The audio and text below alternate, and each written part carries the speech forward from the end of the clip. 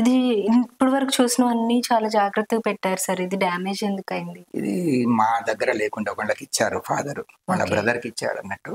వాళ్ళ బ్రదర్ ఇంట్లో ఉండే పెయింటింగ్. వాళ్ళ ఓకే. బ్రదరు చనిపోయి ఒక 1 ఇయర్ అయిపోయింది. సంవత్సరం అయినాక పెయింటింగ్ విలువ తెలవదు. వాళ్ళు పైన పెట్టేటప్పుడు చినిగిపోయింది అన్నట్టు, డ్యామేజ్ అయింది. సో ఇక నేను తీసుకొచ్చేసాను. దీన్ని రిపేర్ గిన చేయించారు.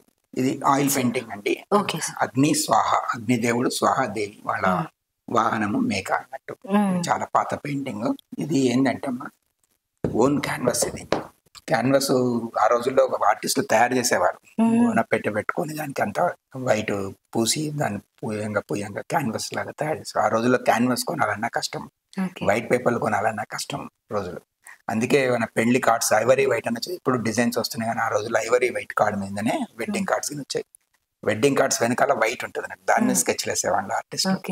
అలా ఫాదర్ దగ్గర ఇలా కట్టలు ఉండేది, ఇప్పుడు దొరకటం లేదు. ఇది రాక్ లో మీద సిరీస్ వేశారు అన్నట్టు.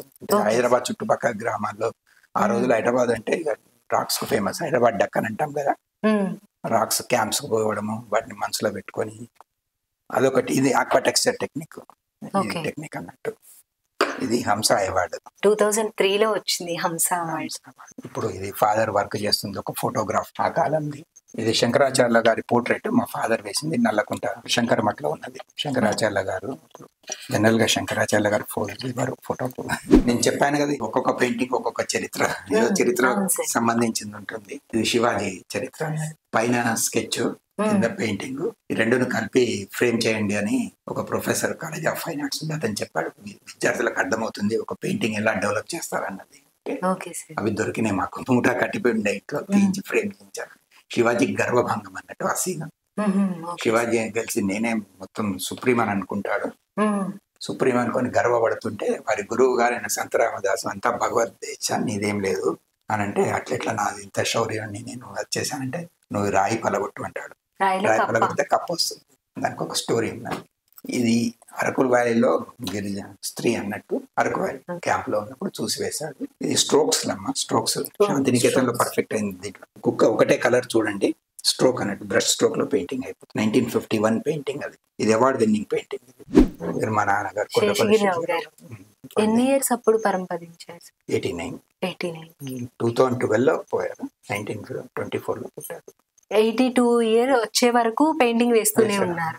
ఇవి స్కెచెస్ పాత వెనకటి దొరికాయి, ఫ్రేమ్ చేయించాను. నార్మల్ పెన్సిల్ తో డ్రా చేసినవి. పెన్సిల్, ఇండియన్ ఇంక్, స్ట్రోక్స్ చాలా పాపులర్.